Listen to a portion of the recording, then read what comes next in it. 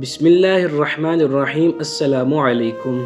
حضرت علی رضی اللہ تعالی عنہ نے فرمایا، جب کبھی گرتے گرتے سنبھل جاؤ تو سمجھ لینا اللہ تعالیٰ نے تمہاری ماں کی دعاؤں کے ذریعے تھام لیا ہے۔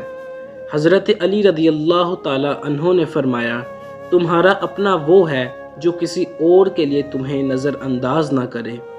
حضرت علی رضی اللہ تعالی عنہ نے فرمایا، قیامت کی نشانی میں ایک نشانی یہ بھی ہے کہ جھوٹے لوگوں کی عزت ہوگی اور سچے لوگ ذلیل ہو رہے ہوں گے۔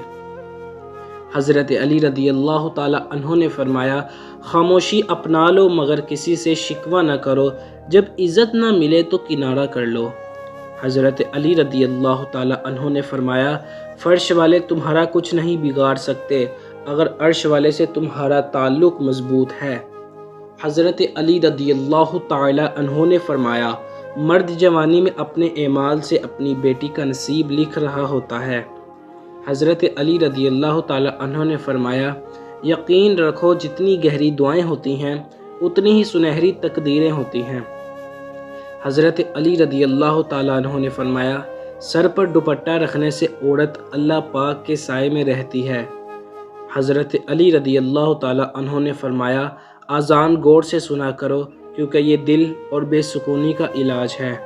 حضرت علی رضی اللہ تعالی عنہ نے فرمایا، ہر مشکل کے وقت کہا کرو لا حول ولا قوت الا باللہ، مشکل آسان ہو جائے گی۔ حضرت علی رضی اللہ تعالی عنہ نے فرمایا، دھوکہ، فریب اور گناہ کی سزا اسی زمین پر بھگتنی ہوگی، یاد رکھنا اللہ کچھ بھی نہیں بھولتا۔ حضرت علی رضی اللہ تعالی عنہ نے فرمایا ہے، جو تم سے بے رخی اختیار کر لے تو اس کی طرف مائل ہونا ذلت نفس کی توہین ہے۔ حضرت علی رضی اللہ تعالی عنہ نے فرمایا، تقدیر سے لڑنا چھوڑ کر تقدیر بنانے والے سے دوستی کر لو، بنا مانگنے ہی سب کچھ ملے گا۔ زبردستی عزت نہیں کروائی جا سکتی، عزت کروانے کے قابل ہونا پڑتا ہے۔ کب کا چھوڑ دیا ہم نے لوگوں کے پیچھے چلنا، جس کی جتنی قدر کی اس نے اتنا ہی گرا ہوا سمجھا۔ دوسروں کی مدد کرنے کا وقت کسی کے پاس نہیں ہے، لیکن دوسروں کے کام میں ٹانگ اڑانے کا وقت سب کے پاس ہے۔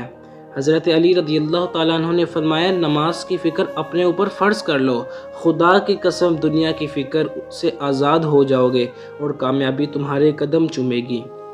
نصیحت جتنی نرمی سے کی جائے اتنا ہی اثر کرتی ہے۔ وہ شخص کامیاب نہیں ہو پاتا جس میں ناکامی کا خوف کامیابی کی چاہت سے زیادہ ہو۔